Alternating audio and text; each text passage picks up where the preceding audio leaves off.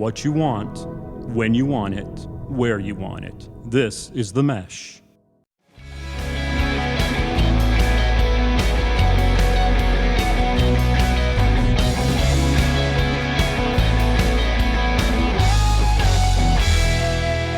Alrighty, welcome to another episode of I Guess I'll Do It with Pat House. Today I have a very special guest, and I'm going to consider this a bonus episode because all of my podcasts up until this point have been with comedians talking about comedy, but today I have a good friend of mine who is a author, and by some crazy coincidence, I guess you could say, she has also done stand-up. So it's a bonus episode with a non-comic, but she's still done it, but we'll get to all that point, all that shit. I already fucked up the intro. Whatever. I'm taking way too long here. Anyway, today I have author of Rude Awakening, a mixtape, my buddy from high school, Natalie Windle Fell. Thank you for being here. Yeah.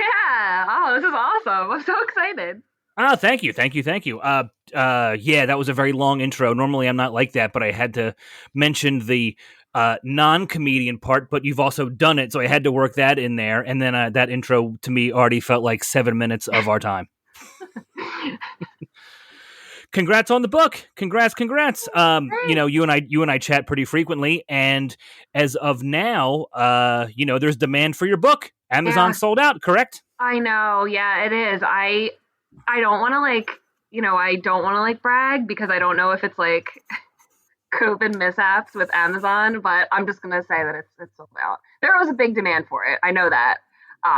But yes, I am very excited about that. It's flying off the shelves. People are like, That's I don't know great. how to get it. Yeah. So it's good. That's awesome. I mean, that is awesome. And that's cool that you get to see it right away too. You may not know like how sales are going, but with social media, people are posting pictures, and you're sharing their stories and everything, so you get to see everybody sharing your stuff, which is awesome. Oh yeah, it's so surreal. It's so crazy. How long did it take you to write the whole thing? What was your process from start to finish? I mean, I knew I wanted to write for like a couple of years, but it's like the idea didn't like work its way all the way through until it like hit me when I was driving. Like I wanted to write a book about my like awakening experiences and stuff, which is what the book's about. But I didn't know like what format to do it in, and I would like start to write and then it sounded like shit. So I was driving and then I realized, long story short, that this like playlist that I had was basically like every single story I wanted to tell. I started really writing and mapping it out probably like May or June of last year. And then I wrote the whole thing. I think I was done by like September. So That's really quick turnover, man. That's awesome. Yeah, I feel like the heavy lifting was definitely the planning. It was so weird. I remember the day that I was done, I thought that I had so much more to go because I had been writing, but I didn't like look at what I wrote. And I was like, well, let me see what I have. And I had like more than I thought. So that happened. That's always a good thing too. Did you find that, how much rewriting did you have to do? Did you type like the whole entire book out and then rewrite, or was everything pretty much kind of the way you wanted? That make sense? Yeah, you know what? I honestly didn't rewrite really anything until I got the final like manuscript back from my publisher, and then I started to get like freaked out, like, oh shit, like I don't want people to know that about me. So I was like heavily editing like at the 11th hour, and I was like, what am I doing? Then I was like taking out too much shit. I was like, it just like I'm like, it came out like this. I gotta just go with it. So yeah, I mean, most of it came out like the way I wanted it. It was so strange. But I did do a lot of like writing before I actually sat down to write the book to try to find my voice, and that took years. Oh my God, that takes years. And even from a stand-up perspective, there's sometimes I don't think I found my voice, but I'm coming up on 17 years, and I really just started to really like my own material in the past, like, I don't know, 4, maybe 5 years. Like it took 10 to 12 years to get to the kind of comedy that I'm doing right now. So I Yeah, get that. it's like when you can read something that you wrote and you're like actually like not cringing when you like share it with people. Like, I think that's when you like win. Like, Yeah, I look at a lot of stuff and say, hey, I don't hate this, yeah, and that's a win. yeah. What was awesome, I read it in pretty much a day and a half, and I do love the fact that so many of the chapters are named after song titles because I'm a huge music guy, hence the Foo Fighters and Phil Collins tattoos. Oh yeah. Um, so I love the fact that the music part is tied in. Was that a plan from the beginning, or did that strike you along the way? No, it struck me. Like I knew I wanted to write about what I wanted to write about, but then like the format literally like snuck up on me. I'd been saving songs. I quit my corporate job in like 2018. Um, and I had this like dream of like I still love the stage. Like I still love being on stage. Like I'm filing that in the back of my mind. Mm-hmm. To do something with that eventually. But I had this playlist called walkout songs, and I just kept throwing them all on there, and like then it turned into like songs that made me cry and songs that touched me, and it turned into like way more than walkout songs. But I remember I had like such writer's block. I'm like, I gotta write this book, and like I looked at the playlist and I'm like, oh my god, shit, that's it. It like That's it's awesome. crazy. It was like It there just the whole clicked time. like that. Yeah, it did. I was driving home from work, and yeah, I was like, no shit, this has been here the whole time. I listened to this like literally every day. It was like some like voice was like, yeah, hello, here it is. That's how some of the best ideas come about. It really is. I mean, sometimes like something was just hanging in front of your face the entire time. You had no idea it was there, and then one day out of the blue, it's like it smacks you like a ton of bricks, and you're like, "Oh my god, you were there the entire time." That's exactly what happened. That's awesome. Yeah. Now, did you write every single day? Because I don't, like, not even close. So, Yeah. I did, you've seen it. I've shared pictures of it. Like my writing process, I would like slap a song on a sticky note on my wall yep, in the one wall of my apartment. And every time I had like free time and I was in the mood, I would like walk by and grab a piece of paper and I'm like, all right, this is what I'm writing about today. And it pretty much it was just like it was so like flowy. It really was just whenever I had the time and inspiration, whatever like that lined up. And I can't believe how much I wrote in a short amount of time. It was really crazy. no, I mean, we're talking from two different perspectives here, but I get that because sometimes I won't write at all. Like when COVID happened, right, between March, April, and May, and shit like really shut down, and we kind of we were starting to realize there's no end in sight. I wrote like crazy. I probably went through 4, 5, 6 notebooks. I was writing all day, every day, and then I completely stopped. So I get that, but when you're like in the zone and hammering stuff out, you're unstoppable. Yeah. Yeah, you just get into a zone. It's so true. I was So, there. um, I'm not going to read the synopsis of your book here, but briefly, how would you describe your book? Like, what is the gist of your first book? I say that because I know there are more to come. Oh yeah, there's definitely more. Yeah, so I went through what I guess everybody could possibly call a spiritual awakening.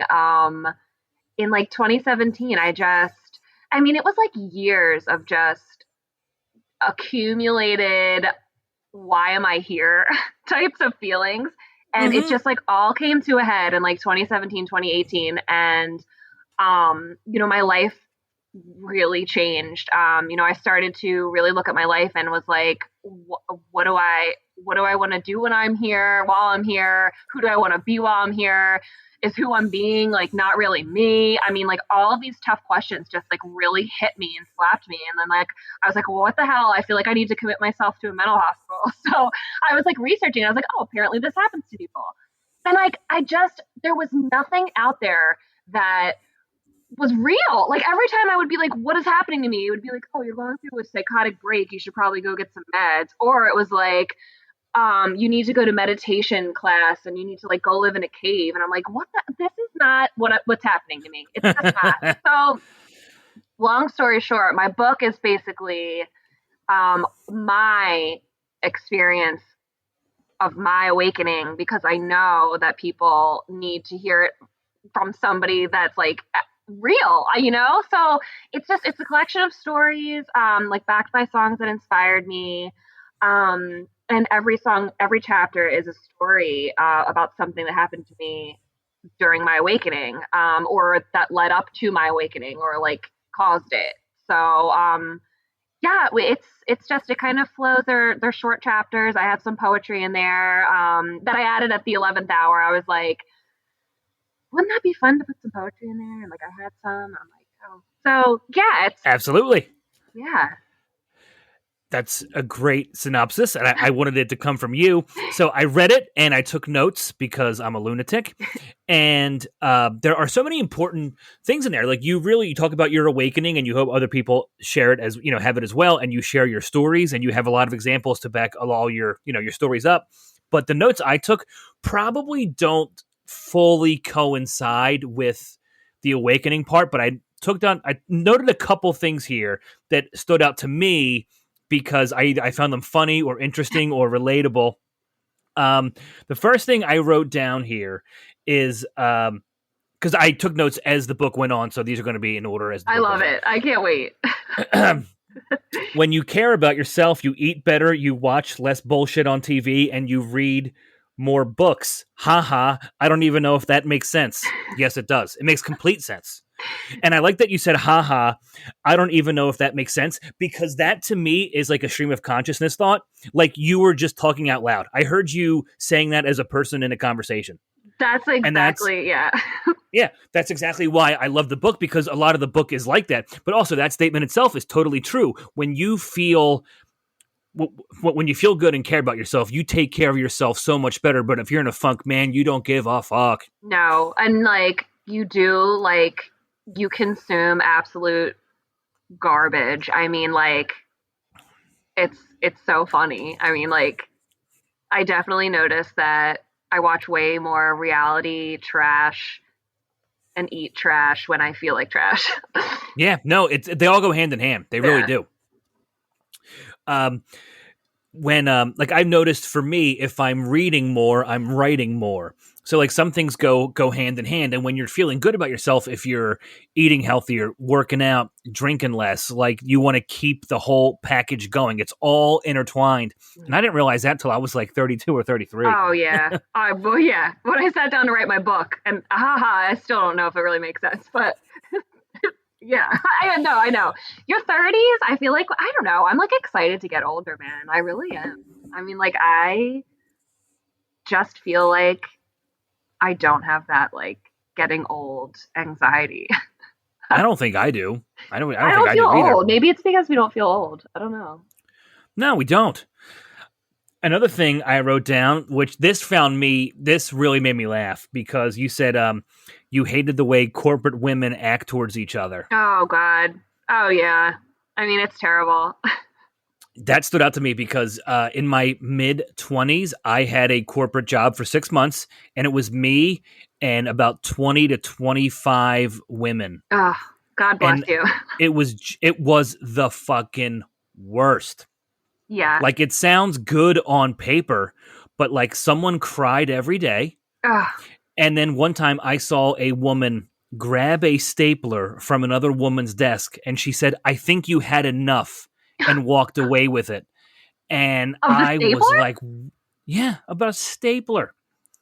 And she treated it like a toddler with like a bag of candy. Like, "I think you've had enough." And I was like, what the fuck? This is terrible. Oh, it's brutal, man. I definitely worked much better with men. I just like appreciated their lack of bullshit.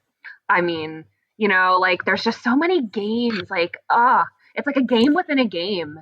Like, yeah. Yeah. Now, that's not to say I didn't like my coworkers. A handful of them I really liked, and I'm still friendly with to this day. but just the whole picture overall was like, it sounds so good in theory, like, oh my God, 25 women. I know something's going to happen with one of them. Nope. I didn't want anything with anybody. Oh, Nothing. God. The thing you said too, what really made me laugh and smile? Because, again, a music reference. You specifically talked about Alanis Morissette's ironic music video where she's wearing the 3 different sweaters to represent her 3 different personalities in that video. Okay. I remember that video as clear as day because, one, Jagged Little Pill is a phenomenal album, which you do mention in the book. Mm-hmm. I got it on cassette when I was 12 and I still have it somewhere. But I actually went to the Hard Rock Cafe in San Francisco, and they had all 3 of those sweaters in a corner booth, and that's where me and my family had lunch. No shit. Oh, I'm so jealous.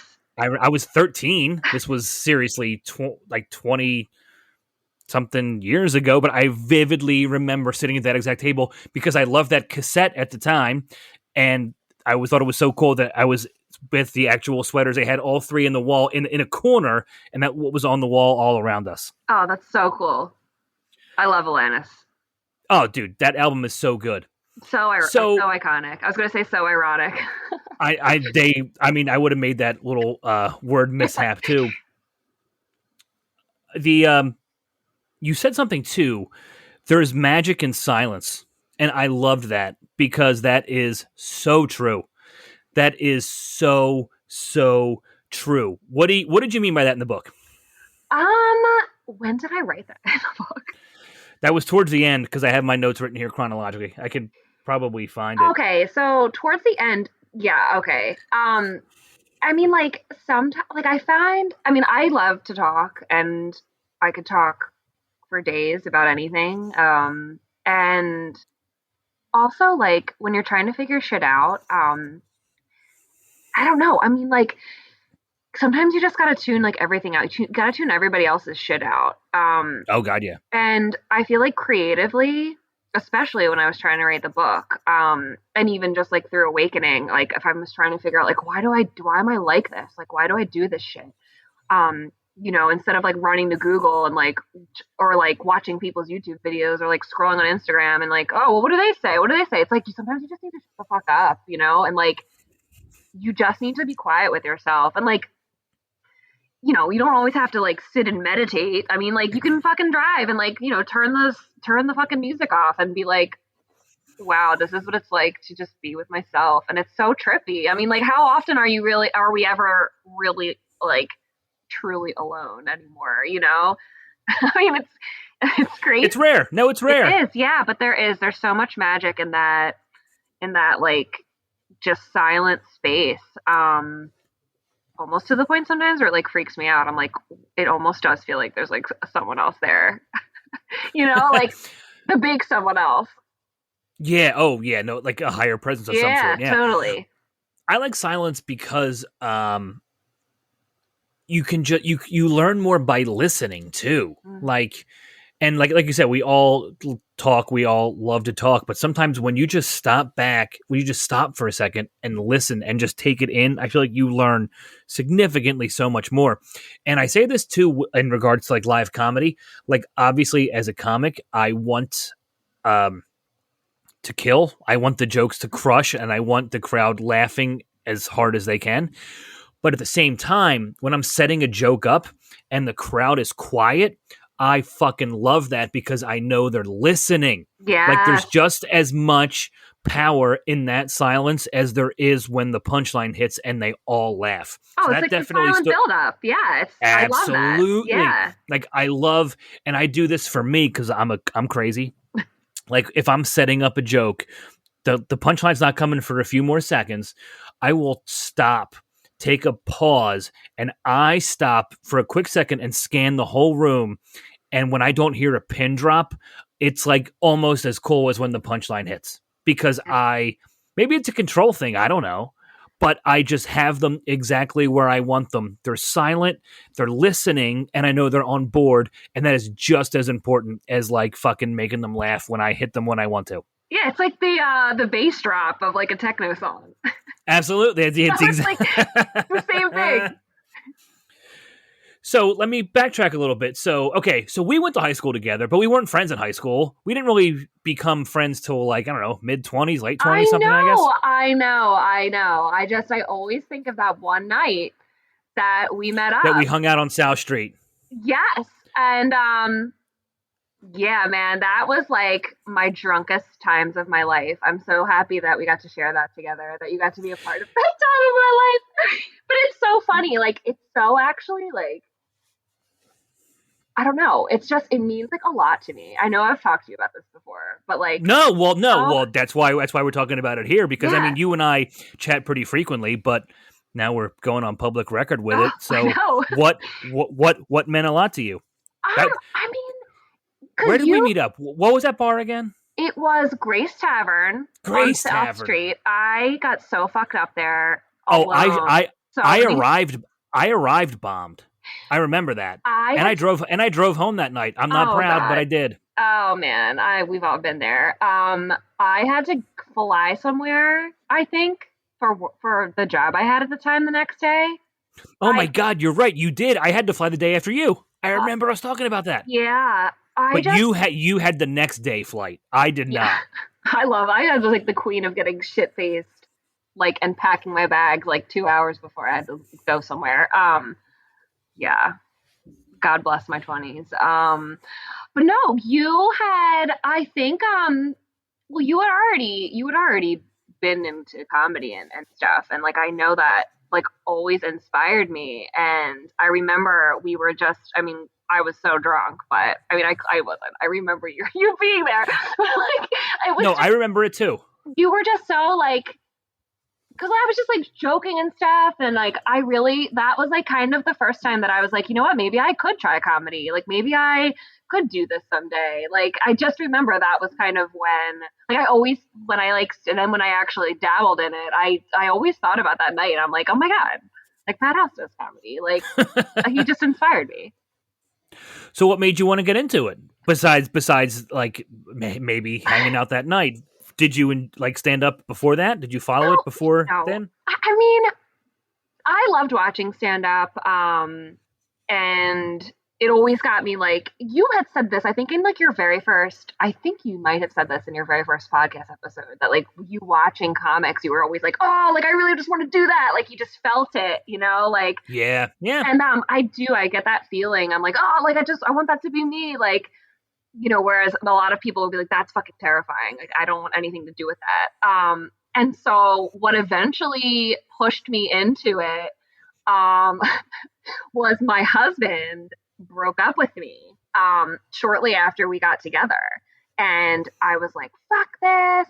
You know, this is like my time now. I'm never, you know, like I'm going to go out and do me. And like comedy was one of the things that I picked up in the summer that we were broken up. And my friends like loved it.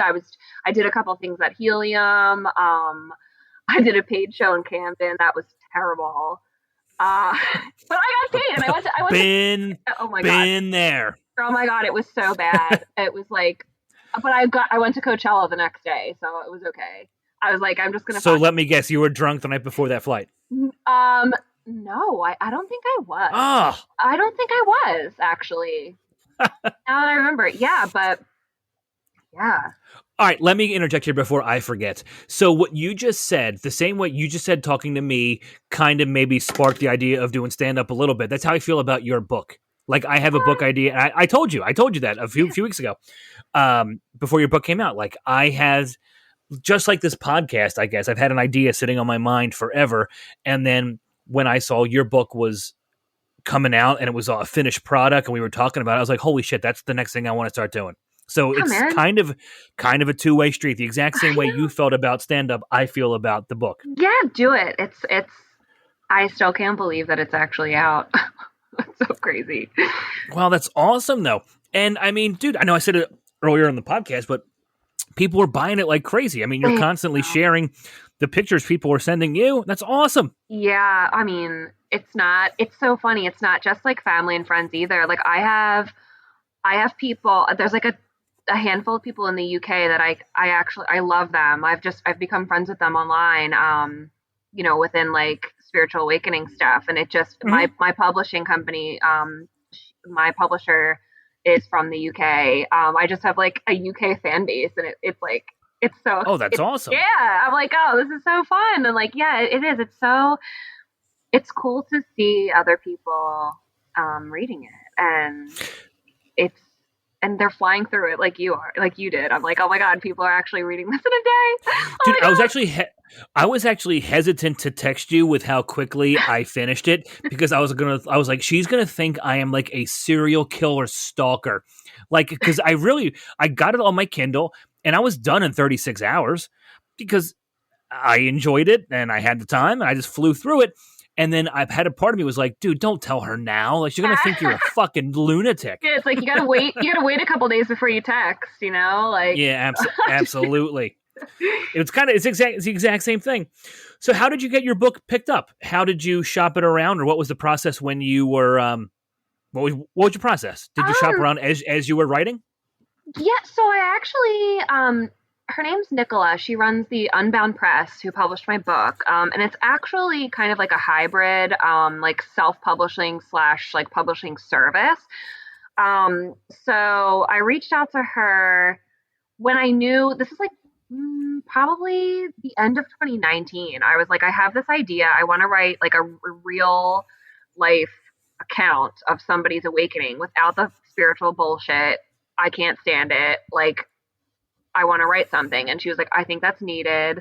Let's stay in touch. And when you are, I think I had like some stuff that I had written and I sent it to her and, just to like her to get a sample or whatever. And then, when I actually got the idea for like the format of my book, I reached back out to her. I was like, hey, like, I don't know if you're still interested. And she was like, yeah. And then I had a decent amount written at that time. And she's like, this is great. We would love to have you. So, yeah, I mean, I kind of just like knew it was her, like yeah, you felt it. Yeah, I did. They're so great too. There's so many other people that publish, with her that have done it with the Unbound Press. And, they're like family now, like it's cool. Like I like the family kind of atmosphere. It's so laid back, and that's really important to me too. Especially for like a first book. Like I don't know what the fuck I'm doing, but dude, seriously, do any of us at any given time? No. Yeah, I know. Good. Like I think about that. I really do. Even I keep saying with comedy, people know I'm a comic, but fucking I'm rolling with a conversation here. I think some of the same times, like when shows started again, I was like, what the fuck are my jokes? Oh, do I know what I'm doing? How do I do this? Do I even know what I'm doing? And then like, I feel like those thoughts never go away, which isn't a bad thing, but you just dive into the fire like you did with your book. And then you roll with it from there. I know. Yeah, you do. I mean, that's kind of just like, I keep saying, I'm like, I'll figure it out later. Like my dad's like, what are the sales? Like, well, I want to see. And I'm like, I have no fucking clue, Dad. Please stop. Like, I'll figure it out. Like, I don't know. It's still like so raw, like I still can't believe that like people are like, you're a published author. I was like, oh, wow. Like I am. Like, it's so weird. It is weird, but it's awesome. It's an endeavor where you put yourself out there, and that's the exact shit I love, whether it's music or comedy, or in your case, you're sharing a very, personal account in your book. That's the shit I fucking love. Because if you think about it, like you said, your chapters are named after song titles. Well, that's why people love music, because they can relate to songs. That's why people relate to stand-up, because comics joke about a breakup or a lost loved one or an awkward encounter at Target. You just love shit that's relatable, and that's exactly what your book points to. Now, when you get to it in your life is a different story, because we all have our own life, but I mean, you detailed yours, and that's exactly what we need. You know what I mean? Yes. It's the same thing. You're putting your art out there, and that's what it comes down to. And I feel like too, you probably will agree. It's like once you like, I feel like this for me was like, I really got the ball rolling. Like I pushed it, like, I got the ball ready, and I just rolled it. And now I feel like, like things are like flowing, I feel like I just had to like get it out there. And now it's like, cool, this is cool. Yeah, once you get the ball rolling, now are you motivated to do another book right away, or you have something else in your back pocket right now, or are you taking a breather? Yeah, I mean, I'm taking a breather. Actually, like I had thought, because I had so many songs left over that I could have written Oh, about. okay. Tell me just give me some song titles that would have been chapters. So Salisbury Hill by Peter Gabriel was going to be my corporate exit chapter. Yes, because he wrote that when he left Genesis.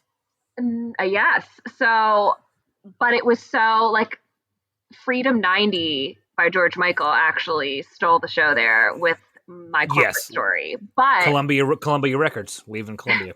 Yeah, but I just feel like Salisbury Hill still, it has like a lot of other meaning to me. Like that was definitely one that I didn't put in. And then there's this other song, I couldn't even write about it without like bawling my eyes out. I was like, this song is still like too crazy. So this one song, they're a little band out of the Pac Northwest. I want to say Portland or Washington, somewhere up there.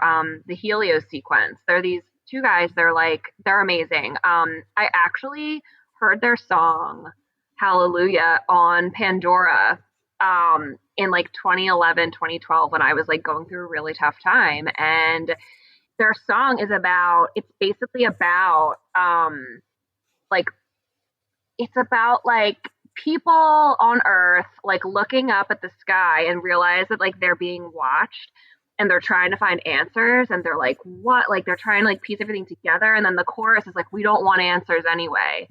And like I got chills like talking about it. Like every time I hear that song, I mean, like it meant so much to me then, and then this year with like everything going on, it just kind of came full circle. And I was like, I need to write about this, but like I still couldn't. It's still like too magical. I don't know. But like there's like that song. Oh gosh, yeah, there's a bunch. I could have definitely, but like so I always am like, oh well, the sequel, it'll be like deep cuts, like Rude Awakening deep cuts. But like that was my next question. Is the next book going to be a sequel, or is it going to be something completely different because you already put this one out there? Yeah, I'm still kicking it around. I feel like I'm pretty honest, and I feel like I was really honest in my book. But I would say so as a reader, yeah. But I feel now we don't know what you withheld, but as the reader, I am totally certain that you were being completely honest with us. Yeah, so I feel like it was raw, but like now that I still was like a little scared, because it's so personal. I do definitely feel like whatever sequel I will put out will be that much more raw and blunt and raunchier. So I'm like, I don't know what format it's going to take it. I do love the music theme, but we'll see. I love the music theme too. Now, so you had all these songs. Now, are those bands some of your favorite bands in general, or did you just like those songs? Like, yeah, because like so I have your book right here. Like for an example, like you have Criminal, it's Fiona Apple. Right. So you have Criminal. Do you like a lot of her stuff, or do you just like that one song? Or same thing going with John Mellencamp or Jamiroquai or you know what? Any artist in the book. It's so funny. I never really thought about it until now. They're not. Well, I've never asked. I'm like, new to this too, so we're fucking rolling, baby. Yeah, it's like they're like it's so. Oh, let me try to articulate this because it's so like music. Just like it. It's like the songs. Like I would hear it, like Criminal, for example. Every time I heard Criminal, I would always, like later in life, I would always think about how much of a bitch I was, like to guys. And I'm like, oh my God, like when she sings like those lyrics in Criminal, I was like, oh my God, there's probably guys that actually think this is me. And like, I was like, Okay, well, that's what we're writing about, but like, no, I'm not really like a huge Fiona Apple fan, it just And you kind do of, have a chapter called "Bitch" too. Ironically oh my enough. God, yeah, Meredith Brooks. Ironically enough, wasn't even going for the Alanis Morissette pun as I referenced Meredith Brooks. Meredith Brooks. I remember this is like the best memory of Meredith Brooks, bitch. I was on a school bus, and I mean, like I'm already on board.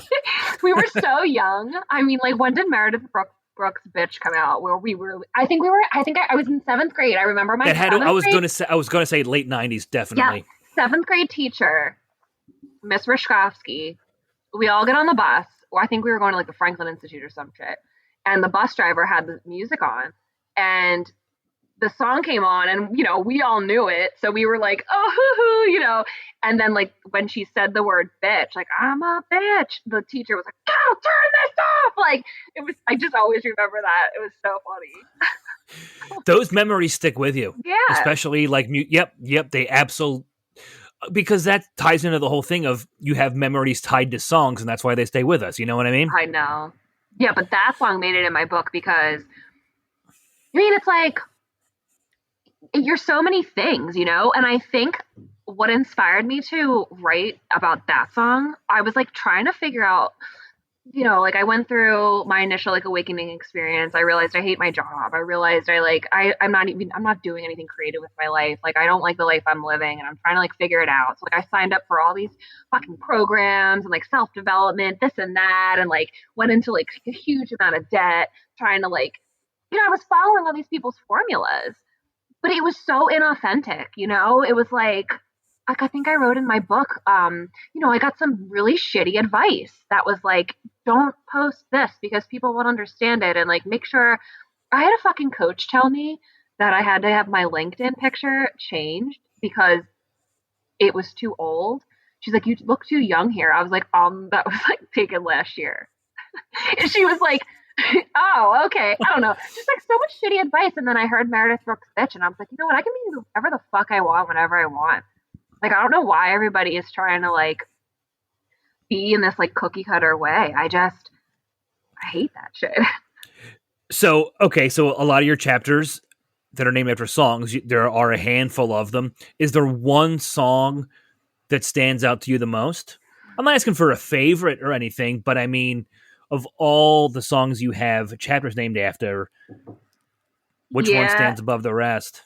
Chandelier is probably, I would say Chandelier might be the song. I still I cry every time I hear it because it reminds me, like, so for the book, Sia's Chandelier, I actually heard the song after the time in my life that it reminds me of. Like, it didn't come out. The song didn't come out until I think after I had like already gone through that time. But I remember hearing it and I was like, holy fucking shit. So Chandelier is about, basically a party girl who is trying to like numb herself to anything and everything, but like she's so much fun. So it's like, oh, everybody's like coming to her door to like have a good time, and like nobody knows that she's like actually a hot mess inside and is like so broken. And that song to me just really just I put that song on repeat for like hours and just wrote that chapter. And that to me, that chapter is always the one that I feel like it always comes like front and center. All right. I will say this. I'm a huge music nut all across the board. I consider myself pretty knowledgeable because I love it so much. I had no idea what that song was or who wrote it until I read your book. That one was totally unknown to me. Yeah, I'm not really even sure if it was a radio hit or not. I don't even know. I mean, I don't even really like listen to the radio like too much anymore. But yeah, I don't even remember like where I even heard it first. Like I remember when I heard it, I was like, oh my God, that reminds me of my like hot mess period of my life. So you mentioned, okay, so in the hot mess period, you specifically mentioned 3 Olives Grape. Oh, I can't. I haven't had it since. I used to drink that. Have you had the mango? 3 Olives Mango? No. Is that it's new? It's delicious. No, it's not new at all. I've been drinking that for years. You know what? And by drinking it, I mean just doing shots of it. But You know what I had at the Windrift in Avalon? It was like 3 olives loops. Wasn't it like Oh, the Fruit Loops? loopy. Yep. Loopy, yeah. Oh, I oh used to yeah. golf with friends in the morning, and we would put that in a flask because it was like a breakfast drink. Oh, it's a cereal. Yeah, I get it. It's yeah. There's a correlation. Yeah, 3 olives grape. I don't even know why. I don't know. I feel like it was a very like. I don't know why. I don't know. That was just the It's sponsored good. sponsored drink of my apartment on Spruce Street. I've had it. It's not bad. I like it. I mean, it's not. It wouldn't be my go to, but I mean, a little like shot on the side of that, not bad at all. I'm afraid if I did a shot, I would probably black out immediately and would need to.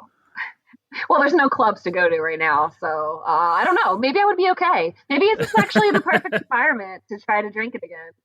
I don't know. All right. Well, when we go to Applebee's, that's going to be first on the Yes, agenda. that's their top shelf, I'm sure.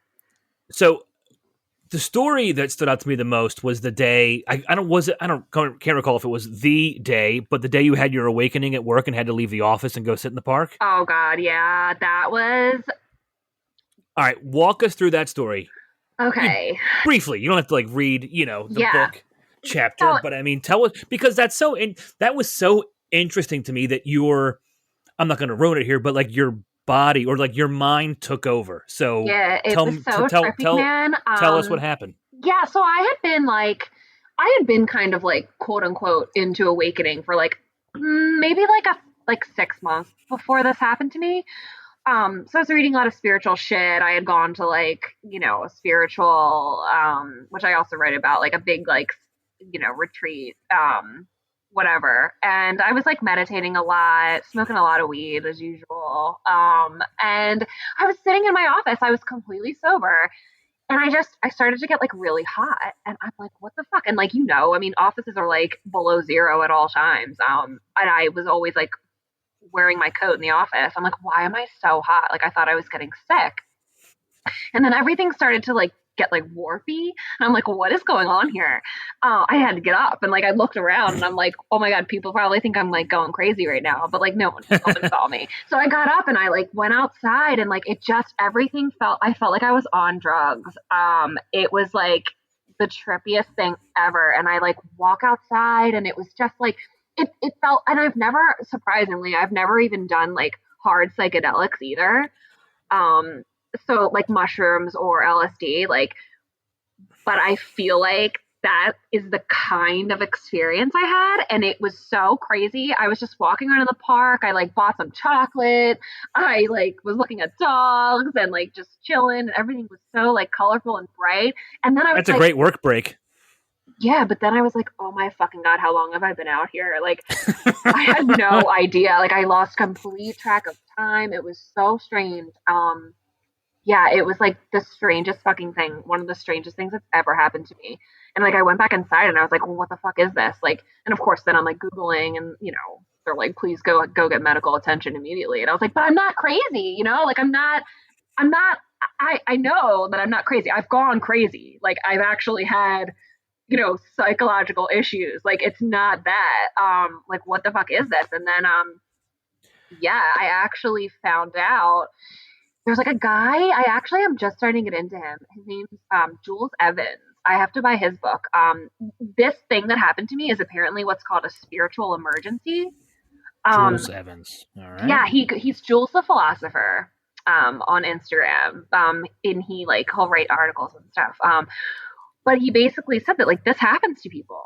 Usually it happens to people when they do like psychedelics and then it's like they have this experience and then it like goes away and they're like not the same, You're like, well, what the fuck was that? Why did I see things like this? Why did I, And so like, but like I don't think society has right now like the right environment for people to like actually like talk about this shit without, like it has to like the craziness of it has to go away. So like that's kind of why I wanted to share my story because I hope like I know other people have gone through this shit, but either they're not talking about it or they're in a mental hospital for a wrong reason. Like I don't know. I mean, it was just so trippy, man. I have like such vivid memories of that day too, and I'm like, what the fuck? Like, what was that? But I really think it was just some like a spontaneous experience that I had, and yeah, it really like shifted my perspective on like life. It was so weird. Were you able to work the rest of that day? No, Like actually focus, or were you no, I too was busy like, being like, "What the fuck was that?" no, I continued to like sweat through my clothes as I was googling like psychotic break. Like, and I mean, luckily I didn't have anybody up my ass that day. I think I may have even left early, but and then like it's like, how do I fucking go sit in my cube ever again after that? Like, it was just, I almost feel like too, it could have been like, I knew I was like done with this job, and I like spontaneously tripped out to like, it just showed me I really had to get the fuck out of there. I don't know. I still don't know. I'm still like, I think about it all the time, and I'm like, wow, what a crazy gift. Like, what a weird thing. So Did you strange. put in your 2 weeks immediately after that? No, You no. walked the fuck out like a boss. Yeah, I know. Like, I just tripped out spontaneously. I'll see you later. Everything's good. No, I think I sucked it up for maybe like 3 or 4 months after that. And then But you had to have thought about that every single day every day. until you left. Every day. And I didn't even feel like I really had anybody to tell it to, because I had like a couple of friends who I had met at this like spiritual retreat, and like the one girl was like, oh, it's this. And I'm like, oh, okay. But like in my real life, I was like, I can't tell anybody about this. Like, what? Like, people are gonna think I'm crazy. But now that I feel more confident about it, and I just kind of want to get it out there. I hope that as more people read my book, they're gonna be like, yes, that's happened to me. Because if they don't, then I don't know what that means. Yeah. No. I don't know. Maybe somebody spiked the water cooler. I don't know. So your book is selling, and you want to strike while the iron's hot. Are there any plans to take things in your book to do on stage, to make it like a motivational speaking thing, to speak to like college kids, or even take your story to corporate America? Like, Yeah. do you have an angle to bring this? Because you and I were talking a few weeks ago about, you said you want to get on stage somehow. Not, you mentioned that earlier today, but we were also talking a few weeks ago about it. Is that you think you can do a turnover with that? Yeah, I'm still kind of, I feel like I'm using my book as kind of like like I have such a broad audience right now. It's Which actually, is good. yeah, Which is very good. yeah, because, and I am actually really happy that that's happening. I have people that are like on the really like spiritual end who are like eating it up. And then I have, people that aren't so much, but they're like super interested in it. And I wanted to write it in a way that like bridge that gap. So I think I'm gonna wait and see like how my audience kind of plays out, and then kind of like build something around that. You know what I mean? Because I could go like in so many ways. I just Oh, it could. You could write up, a synopsis of your book and write it as like a pitch to colleges or whoever, even corporate America. Yeah. Even though you don't want to take the angle of like, I'm encouraging you to leave this bullshit, but like, I know. Yeah, but no, I really do think like college kids, I always do think about and kids in general. I just think about like me as a kid, and like I know, like I write about this in my book. Like there's definitely a time in my like little kid life where I was like, I gotta change to fit in, and I just want to catch kids like before that happens and be like, no, stay the same, please. It's just, it sucks right now, but like, you're going to be so successful if you just like ride this thing out. Like popular kids are like bald and drunk and have no life anymore. Like, like just like stick through it. You're so special. Like, I wish somebody would have like told me that. And here I am at 35, like, finally undoing it all. But it's like everybody fucking goes through that shit. It's so, ugh. you absolutely can talk to kids. I mean, we went to O'Hara together. I've done their career day twice. No Like shit, you have? I did a Zoom for them yesterday, actually. No way. Yeah. Well, long story short, 2 years ago, I was the keynote speaker in the auditorium, and that was fucking bizarre. It was my fun. God, that's great. It was fun. But it was also very awkward because there was just 1,200 kids in the crowd. And the whole time I'm like, man, if this were a real crowd and I was doing a real show, this would be awesome. But I did a Zoom yesterday. But, I just talked to the kids about, like, I know it's such a vague statement, but I talked to these kids about just, like, not following your dreams per se, but in a way, kind of. Like I told them, I was like, I thought about doing stand-up when I was in O'Hara. I had a notebook I would jot stuff down in. I went to college. And then when I was 2 years out of high school, I started doing stand-up because I wanted to. And I'm 36. I make money doing it now. I'm not loaded by any means, but I'm having more fun than ever. And I'm not tied to a desk all day. Yeah. So I've told that to kids now. That's awesome. And there's nothing wrong with being tied to a desk all day if you like your job, if you make great money, right. You do what works for you, but you and I know that's not for us by any means. Yeah. And I tell these kids, I'm like, man, I was 14 sitting in the same desk you were thinking about doing stand-up. I'm 36 and I'm doing it and it's fucking awesome. That's awesome. That's the whole bottom line. I love that. So I think you definitely have an angle there as well. On multiple levels between young high school kids, college, and corporate. I mean, you can even take what you wrote, I feel like, and cater it to each demographic, Yeah, there's just so much there. There's a lot I could do. I also have this like grand vision. This is like a grand supervision. But I feel like I love to sing. And I would love to I started playing the piano a little bit. I have to get back into recently?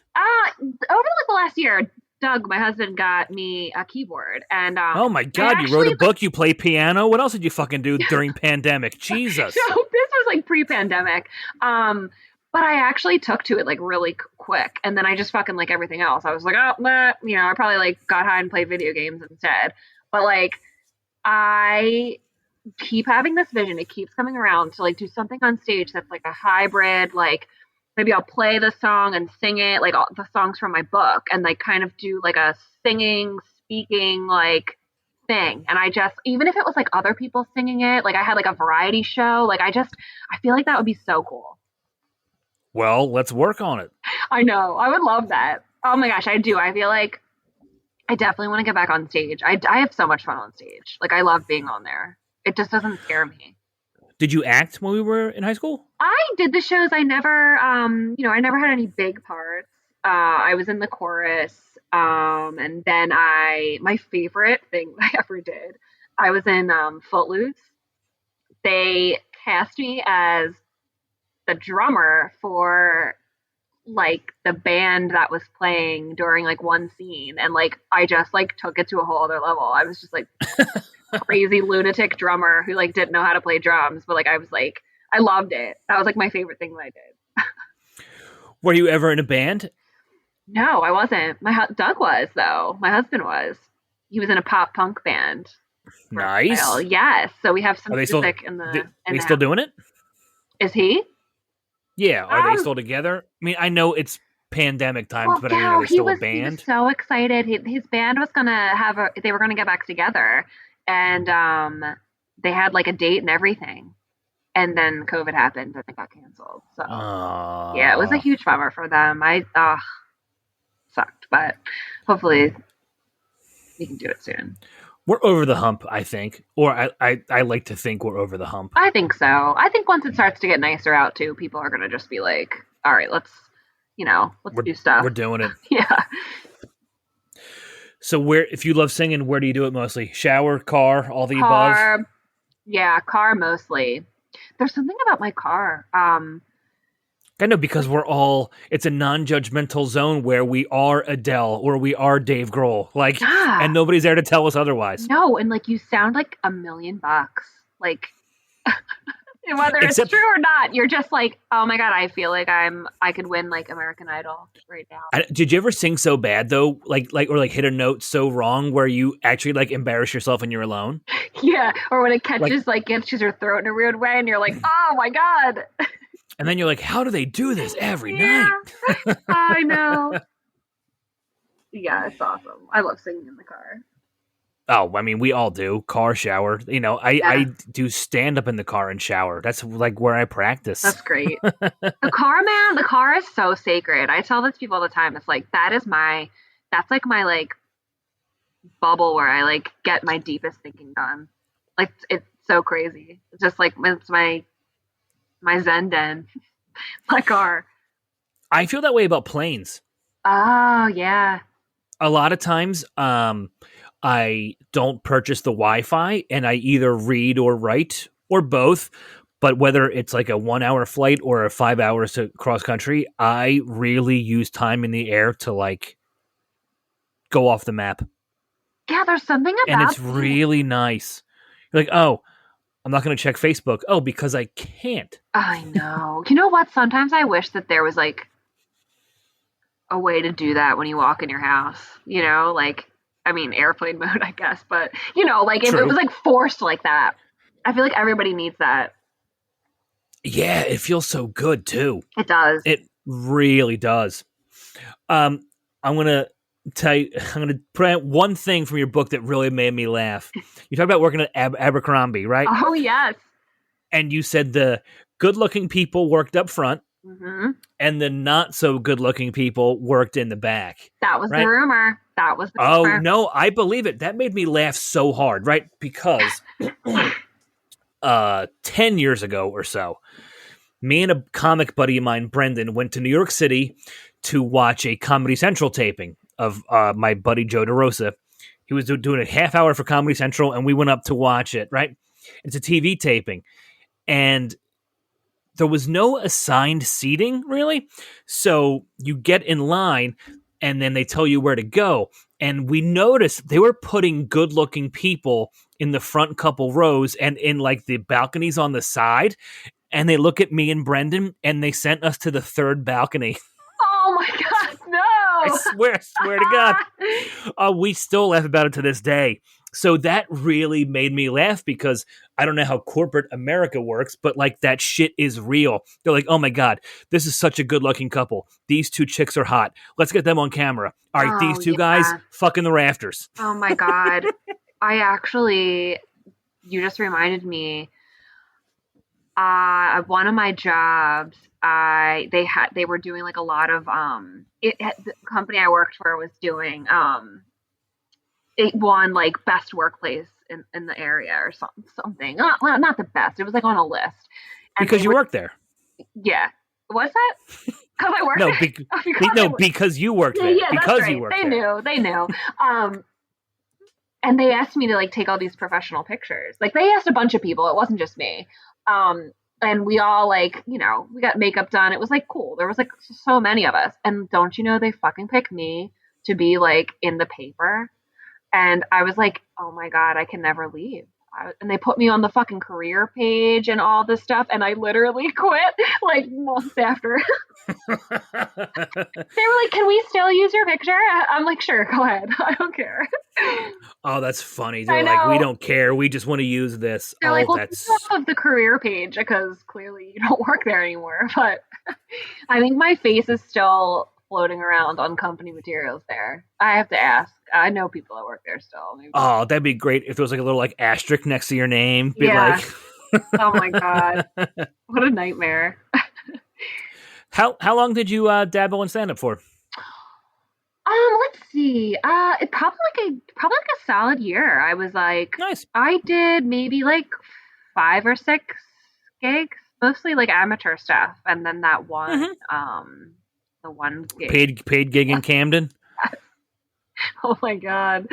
Oh, it was, Were you really into stand up at the time? Like, did you watch a lot of comics, or were you just kind of doing your own thing, or did you like dive in? Because I know, well, I was a fan before, but I mean, like, I couldn't watch enough because I wanted to learn, whether it was a live show or Comedy Central or HBO. I watched it relentlessly for years. yeah, I was like, I watched like people that I like binge watched people that I was like obsessed with, like Eliza Schlesinger. I was like obsessed with her. So I was like watching a lot of her stuff, and just like old comics that like I feel like you can't get away with the shit that like used to be said anymore. And like I appreciate it so much. And I was like, God, this just gives me like watching them just gives me like, even today, I'm like, especially now and like these times, I'm like, you know what, these people give me the fucking confidence to like say whatever I should be saying. So I was watching a lot. I would say like too much. I was I don't know if I ever stuck with it enough to find my voice, but now that I wrote my book, I feel like I did find it and I could go back. You might have no. Like if you were to pick it up now, you'd probably have a much better foundation. Yeah, I think because you have all this writing behind you, and you know what you want to talk about. Like since you have all your opinions and your life in this book, that would be a stepping stone. And there are funny parts in the book, so you would already have like a foot in the door. You know what I mean? Yeah, I love storytelling too. I feel like I'm a better storyteller than I am, like quick, like lines. Storytelling is so hard, man. It's such a different art form in itself. Well, maybe I'm just talking as a stand-up. I shouldn't say that. Maybe it's not true.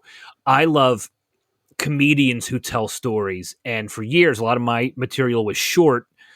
So when I watch a comic who does like a 10-minute story and it's funny the whole time, I'm like, how the fuck does he do that? Yeah, I have such a deep appreciation for that. Like to hold my attention and have like such great stuff woven in the whole time. Like that's the dream. I love that. Like not a dull moment. It's a whole different beast in itself. You know, I just remembered, did we cross paths at Paxson where I work? We did. I was golfing. I dabbled in golf. I feel like, I was dabbling in golf. We did. I served your table. You did, yeah. Was that before we went to Grace Tavern or after? No, it was after. Yeah, that was like was that. It? That I think that was the first time that we had seen each other since then. Because that was probably like 4 years after that. Oh, wow. Okay, I didn't realize they were that far apart. But then again, I have no concept of time with this. Yeah, because I was golfing probably like 5 years ago was when I was really like into golf. And we were taking lessons there. Wow. Oh, that was only 5 years ago? Yeah. Dude, I would have said like 7 or 8 still. No, I know. Yeah, it was. Is this what getting old is like? Fuck. Right? Yeah, it doesn't matter when things were anymore. Oh, wow, I just remember that right now. Yeah, I know. All right. We're like meant to do something together. I think we are. Yeah, at an Applebee's. Yeah. They could be our corporate sponsor. They could. I would love that. Like, we could do Applebee's presents commercials. Oh, I would love to. Oh my god. Oh my god, we should do like people of Applebee's. It'd be just us. Yeah, it would just be us. No, we can go to different Applebee's around the country and like get... I do. Yeah. Okay, well, start doing some research. Get some market data. All right. I really think we could probably do something really cool, to be honest with you. We probably really could. And if you ever, want to start bringing this live, hit me up. Let me know. I'll help you punch something up or overlook it. I love being a second set of eyes for stuff. Yeah, I know. We should do. We talked about a potential podcast. That would be so cool. About like that would be fun. Or we just start a podcast where we go to like Applebee's and just interview the people that work there. The bartenders, yeah. Yeah, be like, how long you been here? Is this gig good? You good? You good? Are you okay? Are you stable? Do you feel safe here at Applebee's? And then you just slide them a copy of your book. Yeah. And then I'm like, hey, I'm a comic. I'm in town tonight. That way they get a free book and a show. I think we have a whole fucking reality show right here. Yeah, we do. That's amazing. All right, we'll get the ball rolling soon. Yeah. All right, dude. Natalie Windle has an amazing book called Rude Awakening, a mixtape. Thank you for being here. Thank you for talking to me. It's been a while. And once all this shit's over, we're definitely going to catch up in person and hang out and go to shows and take this shit on the road. Yes, definitely. Thank you for coming on and sharing your story. It was awesome talking to you. Thanks for having me, man. I love this. Yeah, no problem. I'm happy to help. Let's get the word about your book out there and let's fucking make this baby on the New York Times bestseller list. Oh, that's the dream. Let's do it.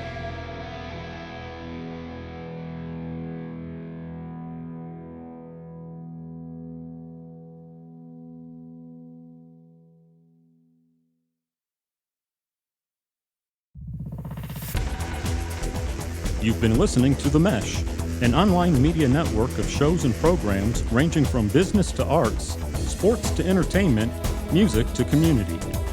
All programs are available on the website as well as through iTunes and YouTube. Check us out online at themesh.tv. Discover other network shows and give us feedback on what you just heard.